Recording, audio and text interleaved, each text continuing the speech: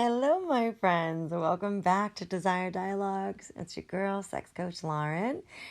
In this sex ed episode for adults, let's talk about menopause, desire, and why no one prepared you. All right, let's talk about menopause, okay? Because for something that every woman will experience, it is wildly undertaught when it comes to sexuality, okay? What women are told. Usually you're going to expect some hot flashes, some mood swings, and some sleep issues. But rarely does it cover what happens to desire, what happens to intimacy, and what actually changes. What's going to change is the hormones, your energy, your relationship to your body can shift too. And then sometimes it's like desire feels less accessible. I couldn't get that out. I'm not editing it. I don't care. So it's like it doesn't feel as within reach. Yeah. And it may feel different than it used to. And like there's this emotional layer, right? Like this isn't just physical. It's like it's identity. And, you may find yourself, if this is you, why don't I feel like myself anymore? Right? You're not losing your sexuality. It's evolving. And it often becomes more intentional, more responsive, and more connected to emotional safety. Because guess what?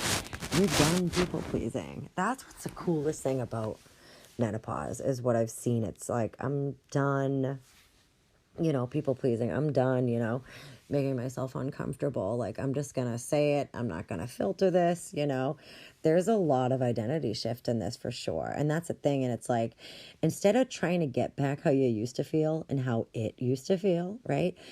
You can ask yourself, okay, well, what does desire look like for me now? What would I want it to look like?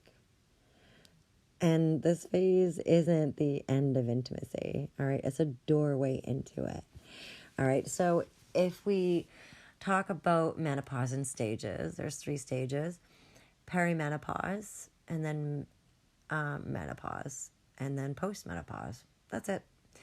And you're evolving into a wise woman, where it actually was in different cultures that once somebody became into menopause, they're now an elder, and they would, be the council.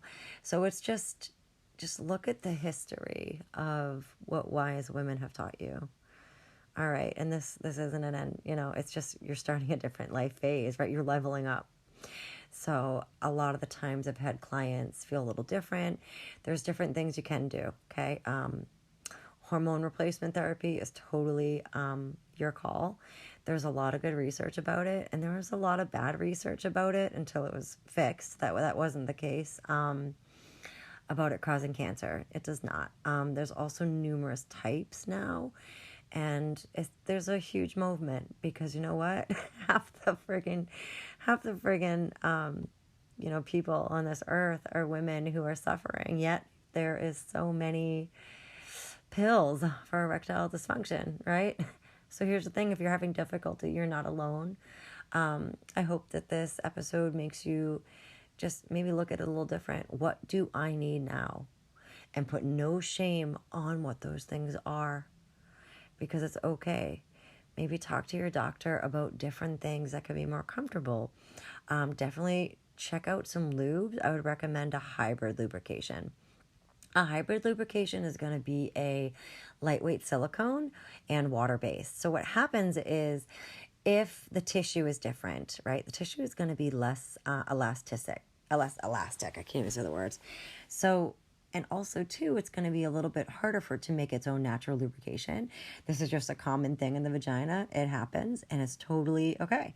So the thing is, you can't be buying the same lube that you bought for 20 years ago, because it's not going to like that. It's evolved. It's like, no, I need different things. I require better quality.